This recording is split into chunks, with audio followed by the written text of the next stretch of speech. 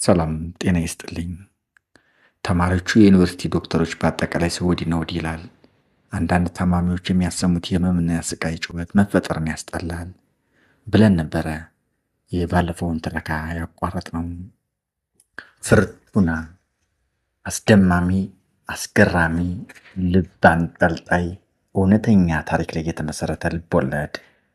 ልቦለዱ እውነትን መሰረት ያደረገ ይሁን እንጂ አንዳንድ የፈጠራና ለትረካ እንዲመች የቃላት ፍሰቱ ተቀይሯል። መልካም ቆይታ። እነሆ ክፍል 11። ደራሲ አዳነ ዘሩ። አስብ እና አፄ ቴዎድሮስ ነጭን በማስገደድ እንዴት ኢንዱስትሪ ሀገራቸው ውስጥ ለማሰራት ምንኛ ቁርራጥና እስከ ማስወነት የደረሱ እንደነበሩ እስበው። ለባርነት ሊያጨን የመጣው ጠላትን አባቶቻችንና አያቶቻችን እንዴት አሳፍረው እንደመለሱት፣ አጥንታቸውን ከስክሰው ደማቸውን አፍሰው አይደለም ነፃ ሀገር ያወጡን። አንዱን የሀ ወይም የለ ፊደል ቀንሰን ሌላ ፊደል መፍጠር እንችላለን። ኢትዮጵያ እኮ የሰው ልጅ መገኛ፣ የቆራጥ የጀግኖች እናት ነበረች። ታዲያ አሁን እኛ ምን ነካን? ይሄ ትውልድ ወኔ የበለው ማን ነጥቆት ነው? የፋሲልን ግንብ ተመልከት። ላሊበላን፣ አክሱምን የሰሩ መንፈሰ ጠንካራ አባቶቻችን ልብ አድርግ። ፍቅራቸው፣ እርስ በርስ ተግባቦታቸው ዛሬ ምን ነክቶን ነው እንዲጨካኞች የሆን ነው? ዛሬ ምን ሁነን ነው ሰነፎች የሆን ነው? አገር ማንወድ እርስ በርስ ምን ባላ ይሆን ነው? ለምን የነዚያ የአባቶቻችን ጥበብ፣ ፍቅርና የማሰብ ልህቀት እኛ ጋር አልዋሃድ አለ እንዴ? ልብ አድርግ። እኛ ዓለም በስልጣኔና ሳይንስ መጥቆ በሄደበት ዘመን እጅና እግራችን አጣጥፈን እንደ ፍየልና በግ ቅጠል በማኘክ ተስፋ ቢስ ሆንን እያሉ ስለ ሀገራቸው የአሁኑ ሁኔታ ይብሰለሰሉና ይጨነቁ ጀመር። በነገራችን ላይ አንድ አባባል አለ፣ ብዙ እንደማወቅና ምንም እንዳለማድረግ ታላቅ ስቃይ የለም። በእውነት ትክክለኛ አባባል ነው። በነገራችን ላይ ኢትዮጵያ ታድጋለች ብለህ ታስባለህ? የጓደኛው የሮቤል ጥያቄ ነበረ። ታምራትም በአጭር ጊዜ ውስጥ ታድጋለች፣ ግን መንግስት፣ ህዝብም ሁሉም በአንድ ላይ ከሰሩ፣ ጥላቻ ከጠፋ፣ አንድነት ከኖረ፣ ፋብሪካ ላይ ሞር ከሰራን፣ ኢንዱስትሪዎችን በብዛት ከፈበረክን፣ ሰዎች በፍቅር በአንድነት በአብሮነት የሚኖሩባት፣ ፍትህና የህግ የበላይነት የሰፈነባት ከሆነች ኢትዮጵያ በአጭር ጊዜ ታድጋለች። አዎ፣ ያው መንግስት ማለት ህዝብ አይደል? ህዝብና መንግስት በአንድ ሀገር ጥሩና ቅን ሀሳብ የሆኑ የፓርቲ ተቃዋሚዎችም በአንድ ላይ በፍቅርና ልዩነቶችን በትህትና ከፈቱ። ምክንያቱም ብርሃን ለመጠቀምና ለማወቅ የጨለማ መኖር ግድ ስለሆነ ተቃራኒ ነገሮች ሁሉ ጥሩ ለመስራት አስፈላጊ ናቸው። ሁሌም ነገሮች ለስላሳ አልጋ ባልጋ አይሆኑምና የሆነ ነገር መልመዳችን ስልጣኔ ከፍተኛ አስተዋጽኦ አድርጓል። የሰው ልጅ የትራንስፖርት ችግር መኪናዎችን እንዲፈጥር አነሳሰው ችግር ብልሃትን ይፈጥር የለ። ስራ ወዳድ ከጎጂ ባህሎችና ኋላ ቀር አስተሳሰብ የራቀ ህዝብም ያስፈልገናል። ታማኝ መንግስትም እንዲሁ። ሁላችንም ብንሆን ዝንተ ዓለም በስጋ አንኖርም። መልካም ስራ ከሰራን ግን ስማችን ከመቃብር በላይ ለዝንተ ዓለም የማይኖርበት ምንም አይነት ምክንያት የለም። ሀገር እያሉ መስፈን ብቻውን በቂ ላይሆን ይችላል። መከፈል ያለበት ለሀገር መክፈል እንጂ በማለት በሰፊው ሀገሪቱ ማድረግ የምትችልበትን መንገድ ነገረው። ማድረግ የምትችልበትን ይህ ሁሉ ቢነግረውም ሮቤል ግን በነገራችን ላይ ጥሩ ብለሃል። ቢሆንም ግን የድሮ ማህበረሰብ የፈጠራቸው ተብትበው የያዙት እምነቶች፣ ባህሎች፣ ፖለቲካዊ አስተሳሰቦች፣ መጠላለፍ፣ የዘር ፖለቲካው በጥሩ አስተሳሰብ በአንድነት በቅንነት እስኪተካ ድረስ ጊዜ ይፈጃል። ብቻ ግን እኛ ወጣቶች ነን፣ ጥድፊያ ላይ ነን። መሮጥ አለብን፣ መስራት አለብን። አዳዲስ የዘመኑን ቴክኖሎጂዎች ከነባሩ አገር በቀል እውቀት ጋር በማዋሃድ መስራት እንችላለን። በዚህ ዕድሜያችን አፍላነትና ልጅነት ሳያሰናክለን ጊዜያዊ ጥቅምና ውስብስብ ችግሮች ሳይበግሩን የበኩላችን ማድረግ ይጠበቅብናል። እውነት ነው። አንዳንዴ ግን በዚህ አሰልችና የተንዛዛ ትምህርት አእምሯችን ደንዞ ከትምህርት ከወጣን በኋላ ለማገገም በምናደርገው መፍጨርጨር ዓላማችን ማለት ለሀገራችን የጣለችብን አደራ እንዳንዘነጋ እላለሁ። ለግላቸው ጥቅም ወዳደጉ ሀገሮች ብዙ ወጣቶች እየተጓዙ ነው። ስደት አንዱ ለኢትዮጵያ ትልቁ ጠላት ሆኗል። አገራችን ባለችው እውቀትና ጉልበት ማገልገል ሲችሉ ለሰው ሀገር ሲሳይ ስንቶች ሆኑ። የአገሪቱ ስርዓት መበላሸት፣ የሀገሪቱ የፖለቲካ ሰጣ ገባ ወጣቶች በሀገራቸው ሰርተው ተንቀሳቅሰው እንዳይኖሩ ስላደረጋቸው የባህር አሳ እየበላቸው ውጭ ሀገርን ህልምና እንጀራ አደረጉ። ቀኑ እሁድ ነው። አየሩ ብሩህ ነው። ሁሉም ተማሪዎች በጠዋት ተነስተው የሻይ ኩባያ በመያዝ ወደ ካፌ ይነጉዳሉ። አንዳንዶቹ የከበዳቸውን አሰልቺ አሳይመንት እንዴት መስራት እንዳለባቸው እያሰቡና እየተጨነቁ ወይም በግቢው ቋንቋ በቴንሽን ተወጥረው ኮሶ እንደሚጠጣ ሰው ፊታቸውን ኮስኩሰው ይጓዛሉ። ሌሎች ደግሞ ከጓደኞቹ ጋር ስለ እግር ኳስ እያወሩ ወደ ካፌ። ቤተልሔም ከሆነ ቀይ ልጅ ጋር እየተጫወተች ሳለ ድንገት ከታምራት ጋር ተገጣጠሙ። አይ ታሜ አለችው ጮክ በማለት እቅፍ አድርጋ ሞቅ ያለ ሰላምታ ከሰጠችው በኋላ ወደ ቀዩ ልጅ ቀና በማለት ታሜ ማለት ይሄ ነው አለችው። ከላይ ከላይ እየሳቀች ፊቱ ፈካ ብሏል። የሆነ ደስ ያላት አገር ያለ ይመስልሃል። በረዶ በመሰሉ ጥርሶቿ ደጋግማ ትስቃለች። ኦ ታሜ፣ ስለ አንተ በማሰብና በማውራት የምታጠፈው ጊዜ 2000 ገጽ መጽሐፍትን ያስነብባል። በጣም አድናቂ አክባሪና አፍቃሪ ሴት ነች። በነገራችን ላይ ስሜ የውብሸት ይባላል።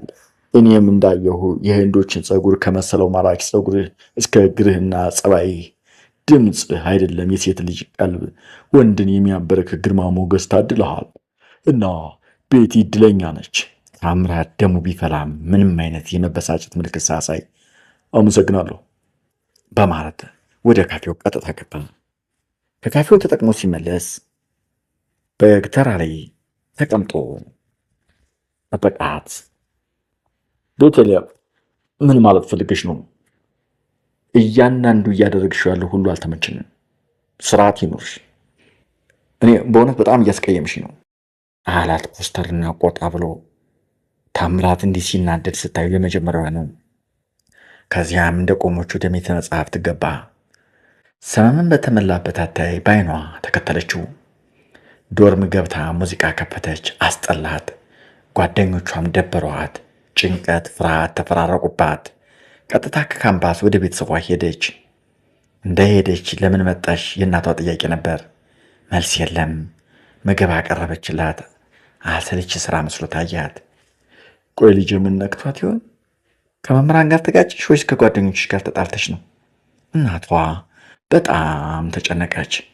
ቤተልሔም ግን ይባስ ብላ ወደ መኝታ ክፍሏ እየተንሰቀሰቀች ማልቀስ ጀመረች። ሁለንተናዋ ግራ ያጋባት እናቷ የወንድሟን ጓደኛ ጠራችውና ሁኔታዋን ሁሉ ዘርዝራ ነገረችው። ወደ ክፍሏ ከገባ በኋላ ቤቲ ምንድን የሆንሽው? እንዴ ችግርን ካልተናገሩት እኮ መፍትሄ የለም። በእናትሽ ቤቲ የሆንሽውን ሁሉ ንገሪ በማግባባትና በትህትና ከለመናት በኋላ በዚህ ስልክ ደውለህ አናግር፣ በሽታዬ ይሄ ሰው ነው በማለት የታምራትን ስልክ ከሞባይሉ አወጣ ሰጠችው። ወዲያውኑ ወደ ታምራት ደወለ። ታምራት በማግስቱ ፈተና ስለነበራቸው ምስጥ ብሎ ያነብ ነበረ። እጅግ በጣም ተጨናንቋል። የሃንዳውት ክምር ከውጭ ነጭ ወዳጁ የላከችለት ባለብዙ ገጽ መጽሐፍ ያን ሁሉ ለማዳረስ እየታተረ ነው። በዚህ ላይ እንዳለ ነበር የሞባይል መጥሪያው ድምፅ የሰማው። ያለው አለው ወፍራምና የሚያስደነግጥ ድምፅ። ከድምፅ ውስጥ የሆነ ቁጣ የሚመስል ነገር አለ። አቤት ማን ልበል? በለስላሳና ጣዕመ ዜማ በመሰለ መረዋ ድምፁ መለሰለት። ከቤቲ ጋር ያለ ግንኙነት ምንድን ነው? ቆጣ ብሎ ጠየቀው። ታምራት ቢደናገርና ቢደነግጥም ረጋ ባለ ሁኔታ ኧረ ምንም ግንኙነት የለንም፣ ምን ልርዳው? አንተ እያልክ አናግረኝ አለው ፈርጠም ብሎ አሁንም በተናደደ ድምፅ። በፈጠረ አትረብሸኝ፣ ጥናት ላይ ነኝ አለው በትህትና አነጋገር። እኔ የቤቲ አጎት ጓደኛ ነኝ። አጎቷ አሁን አዲስ አበባ ነው እና ቤቲ ቤቷን ዝግታ እያለቀሰች ምግብ አትበላ በጣም አስጨነቀችን። በኋላ ምን እንደሆነች በስንጣጣ ካግባቧት በኋላ ይሄን ስልክ ሰጠችኝና ችግር ይሄ ልጅ ነው አለችኝ። ልጅቷ አንድ ነገር ብትሆን እኔ እንጃ ተጠያቂነት አታመልጥም። ቁጣው እየበረደ መጣ። እኔ ሕክምና ሳይንስ ተማሪ ነኝ፣ እሷም እንዲሁ። አሳይመንት፣ የግሩፕ ስራ ምናምን ሲከብዳት ረዳት ነበረ። ከዚህ ውጭ ምንም አይነት ግንኙነት የለንም። እውነቴን ነው፣ እሷን መጠየቅ ትችላለህ። አሁን በእናትህ ነገ ፈተና ነኝ፣ አትረብሸኝ በማለት ስልኩን ዘጋበት። እንዴት አሜ ልቧን አውጥተህ በላህባት አለ ጓደኛው። በጣም አደጋ ውስጥ ነህ፣ እንደምንም ተንከባከባት፣ ያለበለዚያ በጣም ችግር ነው። እና እኔ ምን ላድርግ? ትምህርቴን ብማርበት ምን አለ? ታምራት በጣም ተጨነቀ። በማግስቱ ከፈተና በኋላ ወደ ቤተልሔም ደወለና ላውንች ሊያገኛት እንደሚፈልግ ነገራት። በደቂቃዎች ፍጥነት ከቻለች። ታምራት በንዴት ደግሞ ሲፈላ ይሰማዋል። ቤቲ ቆይ እኔን አትወጂኝም አይደለ? እንዴት አሜ፣ ለምንድን ነው የማልወድህ? ኧረ እኔ ፍቅሬን ለመግለጽ ብሞክር እንኳ ቃላት አቅም የላቸው። ካፈቀርሽኝ ህይወቴን ምስቅልቅል አታድርጊብኝ። ቆይ ትላንት ለማላውቀው ሰው ስልኬን ሰጠሽ፣ ዛቻና ማስፈራራት ባዘለ ድምፅ ስታስረብሽኝ አድርሽ። ለብዙ ሰዎች ስለ እኔ አውርተሻል። እኔ ታሜ አንተን ከማጣ ሞቴን እመርጣለሁ። ህይወት አንተን አልባ ለእኔ ዝም ገሃነም ነው፣ ምንም ትርጉም የለውም። ታሜ በእውነት እመነኝ፣ ከምናገረውና ከምለው በላይ ነው ማፈቅር። ባለፈው እንዲያ ፊት ስትነሳኝ የማደርገው ሁሉ አላውቅም ነበረ። ራሴን ልስት እንደምንም ቤት የደረስኩ። ከዚያ ስልክህን ስሰጥ ምናምን ሁሉ በደንብ አላስታውስም። እና ምን አባቴን አድርግ? እንዲህ ስትናገር እንባዋ በጉንጯ እየፈሰሰ ያስቸግራትና ፍርሃት የሆነ ስሜት እየተፈራረቀባት ነበር። ይኸውልሽ ቤቲ አለ በመረዋና ለስለስ ያለ ድምፅ፣ ምናልባት ጥሩ እህቴ ትሆኝ ይሆናል። ከዚህ ውጭ ግን ባልሽ በታምር አልሆንም። ምክንያቱም ጓደኛለችኝ። ይኸው በዚህ ደውለሽ ማረጋገጥ ይቻለሽ አለና የስልክ ቁጥሯን ሰጣት። ሰሞኑ የፈተና ወቅት ነው። ሁሉም ተማሪ በጭንቀት ተወጥሯል። አንዳንዱ ከጭንቀቱ ብዛት የተነሳ በቁሙ ይቃዣል። የጭንቀቱ ዲግሪ ተማሪ ከተማሪ ሊያይ እንጂ በቅጽል ስሙ ሚስተር ቴንሽን በመባል የሚታወቀው ዮናስ አንዴ ከቤተ መጽሐፍት ይወጣል፣ ወዲያው ደግሞ ይገባል። ብዙ መጽሐፍት ሃንዳውት ተሸክሞ ሲዞር ጀማሪ እብድ ይመስላል። ገነት ፈተና ወጧል አሉ።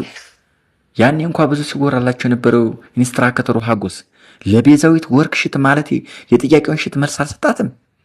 ተማሪ ኮፒ በማድረግ እየተሯሯጠ ነው። ፍጠን ገኝ፣ ፍጠን ፍጠን ፍጠን፣ እንውጣ፣ ባጠና አይደለም በታደለ እንጂ እያሉ ሲጣደፉ፣ ሌሎች ወንዶች በሜሴጅና ስልክ ወሬው በእያንዳንዱ ዶርም መሰራጨት ጀመራል። የሁሉም ተማሪ የልቡ ምት ወጥቼ መሄድ ነኝ በማለት መገልገል ጀመረች። በእውነት ታሜ ሜዲሲን ለአንተ ብቻ የሚገባ ትምህርት ዘርፍ ነው። ግን አንተ እንደ ብዙዎቹ የማትጨነቅበት ምክንያት ምን ይሆን? እኔም እኮ እጨነቃለሁ፣ መቼም አይጨነቅም የሚል ጽሑፍ ግንባሬ ላይ አልተጻፈም አይደል? ኧረ እባክህ አንተ ነህ የምትጨነቀው። ሚስተርን ተሽን አየኸው አይደል? ታውቋለህ? ማን ነው ደግሞ እሱ? ጥያቄውን በጥያቄ መለስ። ያ እንኳ ችክ የሚያሯሩጠው ልጅ። እንዲያውም እኮ ብዙ ጊዜ ከዛች ማን ነበር የሚሏት? አዎ ብሌን የምትባለው ቀጭን ረጅም ሴት ጋር የማይፋታው። እኔ እኮ ሚስተር ቴንሽን የሚገርመኝ ችክ ከማሯሯጡ ጋር ተያይዞ ቺኮሎጂ ሲሉት የጭንቀቱ ከመጠን በላይ መሆን የታዘብኩት ደግሞ ሚስተር ቴንሽን ብለው ሰየሙት።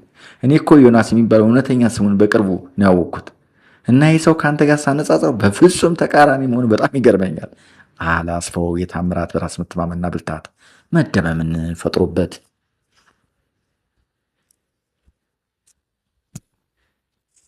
አሁን ያ ማዕበል የለም፣ ሁሉም ጸጥ ብሏል። የተጫሩት የፋርማሲ የነርሲንግና ሌሎች የጤና ሳይንስ ተማሪዎች ወደ ቤታቸው ደግሞ ጂኤምሲን ግቢ ላይመለሱበት በእንባ እየተራጩ ለቀው ወጥተዋል። ውጤት የመጣላቸው ተማሪዎች በመፈንጠዝና በመዝናናት የእረፍት ጊዜያቸውን ማጣጣም ጀመሩ። ቅርብ ቤት ያላቸው ተማሪዎች እረፍቱን ቤተሰብ ጋር ለማሳለፍ ወደ የቤታቸው ሲሄዱ፣ አብዛኞቹ ግን በመጠጥ ቤቱን በጫትና ሲጋራ ራሳቸውን ሲያደነዝዙ እረፍቱን አሳለፉ። ታምራት የጥምቀትን በዓል ምክንያት በማድረግ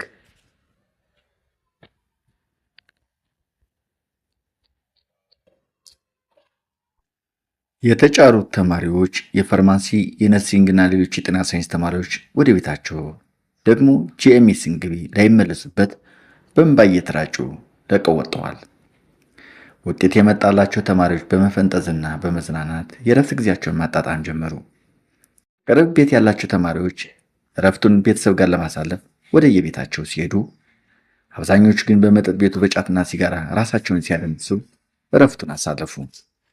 ታምራት የጥምቀትን በዓል ምክንያት በማድረግ ከመጡት ቱሪስቶች መካከል ወዳጅ የሆነችው ቤልጅየሚቷ ሚስ ሪካልስ ጋር በመዝናናት እያሳለፈ ነው። ሚስ ካርልስ አብሯት ሲዝናና ውሎ ብቻውን ነው ማደር በማለቱ ቅር ብሏታል። ለምን ይህን የመሰለ ጣፋጭ ምሽት እንዳማረበት አናስቀጥለው? ታሜ አይ አይመችም፣ በጣም ይቅርታ። የብዙ ቀን መልሱ ነው። ታምራት አንድ ቀን ሰርክል ሆቴል አብሯት አደረ። ልታገበው እንደምትፈልግ ወደ ቤልጅየም እንደምትወስደው ስትነግረው አነጋ። ታምራት ግን ከኢትዮጵያ ውጭ መኖር እንደማይፈልግና ሊያገባትም እንደማይችል እንዲሁ ሲል ለስለስ ባለና የአሜሪካን አክሰንት በያዘ እንግሊዝኛ ገለጸላት። ሚስ እኔ በጣም የማፈቅራትና የመሞትባት ጓደኛለች። ላደረግሽልኝ ሁሉ በጣም አመሰግናለሁ። እኔ አቅም የለኝምና ፈጣሪ ውለታሽን ይክፈልሽ። በእርግጥ ለጠየቅሽኝ አዎንታዊ መልስ ባለማግኘትሽ በጣም አዝናለሁ። ይቅርታ አድርጊልኝ። ይህን ሁሉ ሳስብና ሳላገባ የኖርኩት እኮ አንተን ለማግባት ነበር። ድሮም ካበሻም ይጠበቃል አስቀያሚ በማለት ካለበት ትታው ሄደች። ታምራት ቅር አለው። የሆነ ሆዱን ባርባር አለው። በተፈጠረው ነገር በጣም አዘነ። ለአንዴና ለመጨረሻ ጊዜ እንደማያገኛት ሲያውቅ ጥልቀቱ ረጅም የሆነ ሐዘን ውስጡን አተራመሰው። ሕይወቷ ያለ ታምራት ምንም እንደሆነች ካመነች ቆየች። ቤቲ በሰጣት ስልክ ቁጥር ወደ ጓደኛዋ ሳምሪ ደወለች። ሃሎ አላት ሞልቀቅ ያለና የምዕራባውያን አነጋገር ተጽዕኖ ባለበት ያነጋገር ቅላጼ። አስባለሁ ይህ ስልክ የታምራት እህት የሳምሪ ነው። ሳትጨርስ አዎ ሳምሪ ነኝ አለቻት። የታምራትን ስም ስታነሳ የተለያየ ስሜት ውስጧን እንደማበል እያናወጣት። እኔ የታምራት ገርል ፍሬንድ ነኝ። ሰሞኑን ደግሞ ሌላ ሴት ሊጠብስ ፈልጎ ይሁን ብቻ ባላወቁት መንገድ ጸባዩ ስለተለወጠብኝ አንቺ የቱ እንደሆነች ነግሮ ነበርና እስኪ ስለሱ የምታውቂውን ብትነግሪኝ ብዬ ነበር የደወልኩት ስትላት ሳምሪ ስልኩን በፎቁ መስኮት ኔትወርክ ስላስቸገራት ቆማ ነበርና ወደ ታች ለቀቀችው። ከመሬት ከሆነ ድንጋይ ተገናኝቶ ሲከሰከስ ጓደኞቿ ሰሙ። ወዲያውኑ እሷም በጀርባዋ ጧ ብላ ወደቀች። የዶርሟ ልጆች አነሱና ጥቁር አንበሳ ሆስፒታል አምቡላንስ አስጠርተው አስገባዋት። ታምራት ሚስ ከርልስ ትተው ወደ ቤልጅየም እንደበረረች ከተረዳ በኋላ ወደ ብርቱካን ቤት ለጉብኝት ሄደ። ከቤት እንደደረሰ ነገሮች ሁሉ ተለዋውጧል። ቤቱ ከበፊት የበለጠ ጸዳ ብለዋል። የወንድ ጫማዎች፣ ሱሪዎች ሲያይ አንዳች ነገር ቅናት የሚመስል በአእምሮው መጣበትና ራሱን ታዘበ። የሰው ልጅ እኮ ከንቱ ፍጡር ነው አለ ለራሱ። የራሱ ሀሳብ አናዶትና ራሱን እየረገመ ወይ ህይወት ጥሩ ብለዋል ደቡብ አፍሪካውያን። እጅግ ከባድ ፈተና የሚጋፈጡባት ትምህርት ቤት። ብርቱካን ትምህርት እንዴት ነው በማለት ወሬ ጀመረች። ምንም አይለ ከቤተሰብ ወዳጅ ዘመድ ርቆ መኖሩ ከባድ ቢሆንም ሁሉም ነገር ከለመድሽው ምንም ማለት አይደለም። በነገራችን ላይ ጀንባሮስ የተባለ ምሁር እንዲህ ብሎ ነበር። የህይወት ጉዞ በተራሮች ብቻ ጫፍ ላይ ብቻ በማረማመድ አናገባድደው። በጉዟችን ላይ ወንዞች፣ ሸለቆዎች ያጋጥሙናል። አንዳንዴ አዙረው በሚደፉ ቁልቁለቶችን እንደረደር፣ አንዳንዴ ደግሞ እልህ አስጨራሽ አቀበቶችን እንጋተራለን። ግን ከሰርግሽ ሳልጠራ በሚስጥር በማግባትሽ ተቀይሜሻለሁ አላት እየሳቀ። እየቀለድክ መሆን አለበት። እንዴት ነው እንደዛ በፈተና ሰሞን በጥናት ተወጥረህ ከሰርግ ትመጣለህ ብዬ ጠርቼ ማጨናንቅ? ወይ ሰርግ! ኧረ ስቀልድ ነው። በነገራችን ላይ በማግባትሽ ደስ ብሎኛል። አይ እኔ ግን አልተደሰትኩም። የሆነ እስር ቤት ውስጥ መኖር ያህል ነው የተሰማኝ። በእውነተኛ ፍቅር ያልተፈተነና ያልተሰቃየ ስለ ፍቅር እርግጠኛ ሆኖ መናገር አይችልም ነው የሚባለው። በእውነት የሚያፈቅረውን ያጣው ልቤ ዛሬም መንገደኛ ነው። ታምራት አፈር በማለት ወደ መሬት አቀረቀረ። ወይ ማታፈቅሪውን ነበር እንዲያገባሽው? እኔ አንድና አንድ ነበር ያፈቀርኩት። ከአንተ ውጭ ያለ አዳም በሙሉ ለእኔ ቁስል ነው። ምንም ነገር አልተመችኝም። በእውነት የሚያፈቅሩትን አግኝቶ አለማግባት ሙሉ ሆኖ መጉደል ጤናማ ሆኖ መታመም ነው። አዲስ የበቆሎ እሸት የመሰሉ ጥርሶቿን ያጀቡት ስስና ቆዳ ማራኪ ከንፈሮቿን ሽሽብ ስትሰጣቸው የሆነ ደስ የሚል ውበት አላት። ቀጠለችና ታሜ ለአንተ የነበረኝ ፍቅር ፍጹም ነበር። ግን በዚህ ፍጹማዊ ፍቅር ጣዕምን አልተጎነጨሁበትም፣ እርካታን አልተጋሁበትም፣ አልተጋትኩትም። ቢሆንም ያንተ ፍቅር ጣፋጭ ነበር። ነገር ግን የስቃዮች ሁሉ ስቅል ሚዛን ያልተገኘለት ከባድ ጣፋጭ ስቃይ። ታሜ ስለ ፍቅር በየትኛውም ዘመን፣ በየትኛውም ምሁር፣ በየትኛውም ሃይማኖት ፍቅር ደግነትና ርኅራኄ ምንጭ መሆኑ ሰላምና ደስታ ተደጋግሞ ተነግሮናል። ግን ባውቅ አልጀምረው ነው ያለ ጥላሁን ገሰሰ። ይህን ሁሉ እየተሰከሰከች ስትነግረው ታምራት በጽሞና ያደምጣት ነበረ። ለእሱ ያልተፈጠረች ሴት መሆኗን ቢያውቅም ምንኛ በሱ እንደተቀጣች እሱም አፍቅሮ ስላየው ችግሯን ተረድቶታል። ታምራት ሕይወት ሁሉ በስቃይና እንቆቅልሽ የተከበበ በመሆኑ እንዲህ ሲል አመረረ። ወንጀል የሰራ ሰው የሞት ቅጣት ይቀጣል። በአንዳንድ ሀገሮች ላይ ያለው አካል የሚያደርሱ ቅጣቶች እንደ ግርፋት፣ በድንጋይ መወገር፣ እጅ መቁረጥ የመሳሰሉ ቅጣቶች አጥፊው ባጠፋው ጥፋት የሚቀበለውና የሚቀጣው ነው። እኔ ከቶ ይህን ያህል ቅጣት የተቀጠው ምን አጥፍቼ ይሆን? ይሄን እያሰበ ጸጥ አለ። እሷም እንዲሁ ጸጥ አለች። ቁንጥንጥ አለችና በፍቅርና በርህራሄ መቀጣት ከገሃነብ ሲኦል ቅጣት እንደሚልቅ ታውቃለህ አለችው፣ አይኗን ስልምልም እያደረገች። በፍቅርና በርህራሄ አይን ቀና ብላየችው። እኔ አሳምሬ ፍቅርን አውቀዋለሁ። አሁን ራሱ ከፍቅረኛዬ ጋር በመለያየቴ ምንኛ የሲኦል ኑሮ እንደምመራ ፈጣሪና እኔ ብቻ ነው የምናውቀው። በነገራችን ላይ የድል አድራጊነት ግርማ ሞገስ የሚለካው ጭራሽ ባለመውደቅ ብቻ ሳይሆን በወደቁ ቁጥር ለመነሳት በሚደረግ ጥረት ጭምር ነው። እና ላንቺ አልመክርሽም። ህይወት እንደዚህ ናት። ላይፍ ኢዝ ሶ። አንዳንዴ ደግሞ ህይወት ራሷ ትቀልዳለች መሰለኝ። የመከራና ውስብስብ ችግሮች አንድ ሰዎች ላይ ማከናነብ ትወዳለች። ይኸውልሽ ብርቱካን፣ አንድ አባባል ሳውዲ አረቢያን አላቸው። ሀብት ሞልቶና ተተርፍርፎ ጥላቻ ከነገሰበት ትዳር አጠውና ነጥቀው በፍቅር የገነቡት የተጓደኞች ጥምር ጣፋጭ ነው። ማለቴ ግን ትዳርሽ ሰላም ከሌለበት ተይው ማለቴ አይደለም። መረዳዳትና መወያየት አለብሽ። ፍቅር ደግሞ መላመድ ነው። ፍቅር ዕለት በዕለት ደቂቃ ያብባል። እምነትና ፍቅርን ስጭው። ቀስ በቀስ ተናበቡ። ችግራችሁ በጥቅም ላይ አውሉ። ችግርን በጥቅም እንደመዋል ጥቅም ላይ እንደመዋል በህይወት ውስጥ ጣፋጭ ነገር የለም። በርቴ። ከዚህ ውጭ የአንቺና የኔ ጉዳይ ከእህትና ወንድምነት የዘለለ መሆን የለበትም። ዳግም አትስቢኝ ማለቴ በጾታዊ ነገር ያው እየመጣሁ አይሻለሁ። እስከዚያው ደህና ሁኚ በማለት ቤቱን ለቆ ሲዘጋጅ 10 የ100 ብር ኖቶችን እጁ ላይ ያስቀመጠችለት። እንዴ ብርቴ፣ አስፈልግም እኮ ዳግም እንዳልመጣ እያደረግሽ ነው። እባክያስ ተማሪ እኮ ነህ። ሃንዳውት አለ፣ አሳይመንት አለ፣ ከኢንተርኔት ታወጣለህ። ስልክ፣ መዝናኛ ምናምን ከቸገርሽ ንገረኝ። እሺ የኔ አንበሳ አመሰግናለሁ በማለት ወደ ካምፓስ ገባ። ግቢው ብዙ ተማሪዎች ለብሬክ ለቀው ስለወጡ ጸጥ ብለዋል። እንደ በፊቱ ሞቅ ደመቅ አላለም። ጸጥታው ደበረውና ወደ መምህር ሳምሶን ቤት ታክሲ ይዞ ሄደ። ሳምራዊት ራሷን ስታውቅ ራሷን ሆስፒታል አገኘችው። ቆይ ምን ሁኜ ነበር አለች ከሰመመን እንደነቃች። ጓደኛዋ ሂሩት አብራት ስታስታምማት ነበርና ሳምሪ አሁን ደህና ነሽ? ባለፈው ለመጨረሻ ጊዜ ስልክሽ ያናገርሽ ሰውን ማስታወስ ሞክሪ።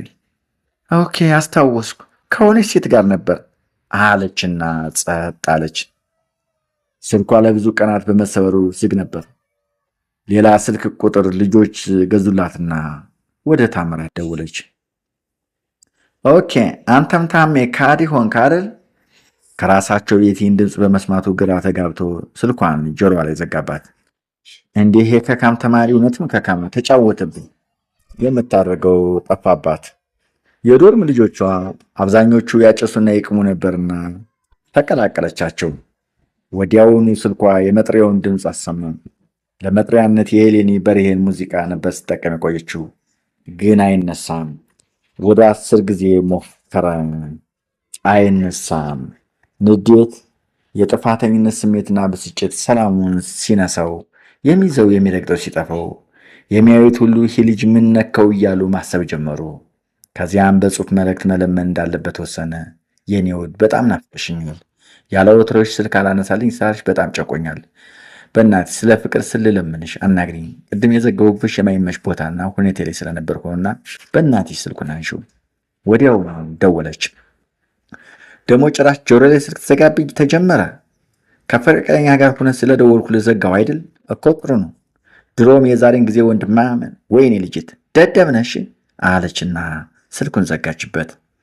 ምድር ተከፍታ ተውጠው ዘንድ ተመኘ። ሕይወት ከመቼውም ጊዜ የበለጠ ተምታተችበት። በጣም አማረረ። የት መሄድ እንዳለበት መንሰብ ተሰነው። የራሱን አካል መሸከም ተስኖት በስካር አንጎለ ገቢሉ እንደተጎዳ ሰው እየተንገዳገደ ሚዛኑን ስቶ ሊወድቅ እንደምንም ወደ ካምፓስ ገባ። መጽሐፍት የጭንቀቱ መፍትሄ የነበሩና አንስቶ ለማንበብ ሞከረ። ግን መጽሐፉ ቃላትና አረፍተ ነገሩ በሳምሪ ምስል ተሸፈነ። ቆሞ ዝም አለ፣ ተቁነጠነጠ። ፊልም ለማየት ወደ ዩኒቨርሲቲ ክፍል ገባና ለማየት ተቀመጠ። የበለጠ ራስ ምታት፣ የበለጠ ሐዘን ሆነበት። ቀጥታ ዶርም ገባና ተኛ። እንቅልፍ ግን እንደ ሳምሪ ያኮረፈው። ወይ ስቃይ! ጭንቅላቴ ሊፈነዳ ነው። ትምህርቱን ትቼ ወደ አዲስ አበባ ልሄድ እንዴ? ከዚያ ብሄድ ራሱ ፊት ልትነሳኝ ትችል ይሆናል። ታምራት የአእምሮ እረፍት አጣ። ታሜ ከዚህ ግቢ ካገኘው ጀምሮ እንዲህ ሆነ አይቼ አላውቅም። የሆንከውን ንገረኝና ችግርህን ሙሉ ለሙሉ ለመቅረፍ አንችልም፣ በተወሰነ መልኩ እፎይ ትላለህ። እና ምንድን ነው የሆንከው? ቤተሰብ ደህና አይደሉም? ኧረ ደህና ናቸው። ታዲያ ፉንቃ ያዘሽ እንዴ? አለው ኪሮስ ሲጫወት ስንማስጨንቆት። ዝም ሲለው ታሜ አሁን ለማይረባ ነገር የሚጨነቅበት ጊዜና ቦታ ላይ ያለ አይመስለኝም። አስብ እንጂ የሕክምና ሳይንስ ተማሪ እኮ ነህ። ከዚህ ውስብስብና አድካሚ አሰልቺ ትምህርት ጭንቀት ሌላ ጭንቀት መጨመር፣ ሌላ ትካዜ፣ ራስን ለማጥፋት በራስ ላይ ነዳጅ አርከፍክፎ በእሳት እንደማያየዝ ይቆጠራል። እና አስታውል፣ ለእያንዳንዱ ችግር የራሱ የሆነ መፍትሄ አለው። ግን ትዕግስተኛ ሁን። በነገር ላይ ብቻህን እንዲህ ስትሰከሰክና ስትወራጭ እንዲሁ ልንገርህ ብዬ እንጂ አንተን የሚመክር አቅም ኖሮኝ አይደለም። ይህም ሁሉ ሲለው የሰማው ይመስለው እንጂ አካሉ ብቻ እንጂ መንፈሱ ሙሉ በሙሉ አዲስ አበባ ዩኒቨርሲቲ ነበር። በድን አካሉ ብቻ ጎንደር ዩኒቨርሲቲ ነበርና በደመ ነፍስ አመሰግናለሁ አለና ዝም ብሎ መንቀሳቀስ ጀመረ። ወይ አንቺ ህይወት! ቆይ የማንም ሰው ህይወት እንዲህ ውስብስብ ነው ወይስ የረባ ቀን ዕድሌ? አእምሮ በብዙ ያለፈና ያውን ትዝታ ሲንጫጫ ተሰማው። ግን ለሁሉም ጊዜ አለው ብለዋል ሰለሞን። ሁሉም ነገር በጊዜ ያልፋል። ነገሮች ሁሉ አንድ ቀን ይስተካከላሉ። ህልም አለኝ ነበር ያለው ያ ጥቁር የነፃነት ታጋይ ማርቲን ሉተር ኪንግ ትክክል ብሏል። ብቻ ብዙ ነገሮች እያወጣ እያወረደ ያለምንም ዓላማ ማራኪ ግቢ ገባ። የጥበቃ ሰራተኛው መታወቂያ አለው። እጁን ከኪሱ አስገባና ቀጥታ ገብቶ መጎብኘት ጀመረ። ሁሉም በነፃነት ይሳሳቃል፣ ይጫወታል። አሁን ሶሻል ብማር እንዲህ ጊዜ ኖረኝ ነበር። የሕክምና ትምህርት ከመማር ሙዚቀኛ መሆን በስንት ነገሩ ይሻላል። ሙዚቀኛ መሆን ራሱ አዝናንቶ ሰውን አዝናንቶ ታላቅ ዶክተሮች እነሱ ናቸው። ደግሞስ ኢትዮጵያ ውስጥ ዶክተር መሆን ከእጅ ወደ አፍ ነው። በተቻለ መጠን ሁላችንም የበኩላችን አድርገን አዲስ ኢትዮጵያ መገንባት ይኖርብናል እያለ ለራሱ ሲያወራ አይኑ የሆነች ቆንጆ ሴት ላይ አረፈ። ልቡ በከፍተኛ ፍጥነት ትመታ ጀመር። ቀስ ብሎ ወይ መመሳሰል፣ እኔ እኮ ሳምሪ ምኗ መጣት ብዬ ነበር። በማራኪ አቀማመጥና ሌሎች ሁኔታዎች ጥቂት ከጭንቀት የገላገሉት መሰለው። እንዲህ እያለ የዓመቱ ትምህርት ተፈጸመ። የሳምራዊትን ከአዲስ አበባ መምጣት ቤት ደውሎ ያረጋገጠው ታምራት ቀጥታ ወደ እነ መምህር ሳምሶን ቤት ሄደ። ሳምራዊት ሰላምታ ብትሰጠው የቀዘቀዘ ስለነበር ቤተሰቦቿ በጭንቀትና በግርምት አዩዋት። ሳምሪ ማራኪ ደም ግባቷ አመድ የተነሰነሰበት መስሏል። እንጆሪ መሳይ ከንፈሮቿ ጠቋቁረዋል። ብርሃን የሚፈነጥቁትና የንጋት ከዋክብት ይመስሉ የነበሩ አይኖቿ የበርበሬ ድል መስለዋል። ልጅ አሞሽ ነበር እንዴ ከረምሽው? ይሄን ያህል ትምህርቱ አስቸጋሪ ነበር ወይ? ወይዘሮ ዳሳሽ እና አባቷ ጠየቋት። ጭንቀትና የእናት ፍቅር በሞላበት በስስት ዓይን ልጇን እያስተዋሉ ባለንጋ ጣቶቿ እየዳበሱ ኧረ ደህና ነኝ፣ ቀዝቀዝ ብላ በሉ ተጫወቱ፣ ከዛ አካባቢ ተስካር ምናምን ነገር አለና ደርሼ መጣሁ። ታምራት ፍርሃትና ጭንቀት ባፈነው ድምፁ ሳምሪ ግን ምንድን ነው የተፈጠረው? በነገራችን ላይ ጓደኛ ደህና ናት? ማናት ጓደኛ? ይበልጥ ፍርሃቱ፣ ድንጋጤውና ጭንቀቱ ፊቱ ላይ በጉልህ እየተነበበ ለምን እንሸዋወዳለን?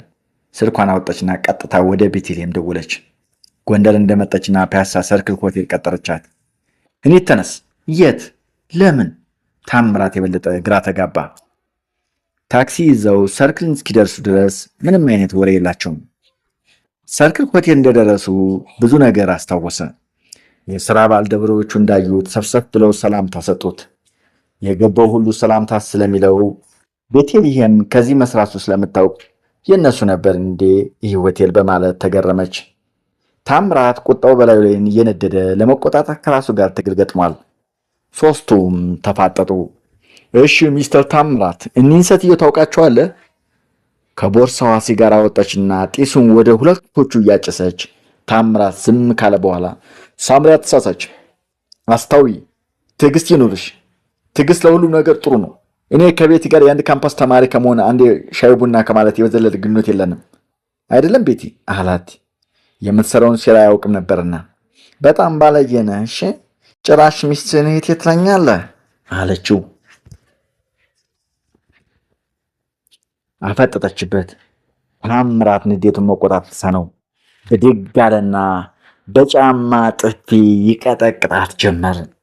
ከዚያም ታምራት ወደ ማረሚያ ቤት፣ ቤተልሔም ወደ ሆስፒታል፣ ሳምራዊት ወደ ቤቷ። ሳምራዊት ቤት እንደደረሰች የሆነው ሁሉ ለቤተሰቦቿ ነገረቻቸው። አቶ ሳምሶን ታምራት እንደራሳቸው ያምኑት ነበርና ጓደኛ የማበጀት ነገር አልተዋጠላቸውም። ቀጥታ ታሰረበት ወደ ተባለበት ቦታ ሂዶ ታሚ ምን አጋጠመ ጠየቁት፣ በስስትና በጸጸት ዓይን እያዩት።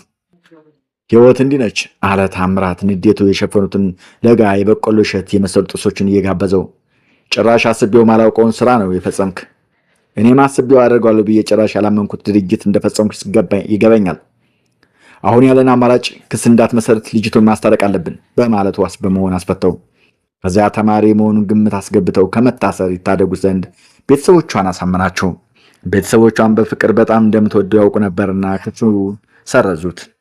የሆነ ሁሉ ለአቶ ሳምሶን ሳይጨምር ሳይቀንስ ከስልኩ ላይ የሚላኩትን የጽሑፍ መልእክቶች፣ አንዳንድ የተቀረጹ የእሱና የቤትን የስልክ ንግግሮች እንደ ዋቢ በማስረጃ በመጠቀም ተረከላቸው። በጣም አዘኑ፣ ተደመሙን። አንዴ ከገቡበት ከማይወጡበት ሕይወት ልጅ ገባች። ወይኔ እንዳይኔ ብሌን በጥንቃቄ ያሳደግኳት ልጅ። በጣም ተጸጸቱ። ጥቁር ቀን። የጎንደር አውቶቡስ መናኸሪያ በረዳቶችና በተሳፋሪዎች ወከባ ቀውጢ ሆኗል። ወይዘሮ ዳሳሽ በባህር ዳር ለስልጠና ለመሄድ በጠዋት ተነስተው ከባላቸው ጋር በሚጓተቱት ወያሌዎች ያዘኑ ይመስላሉ። አየሩ ጭጋጋማ መሆኑ የሁሉም ሰው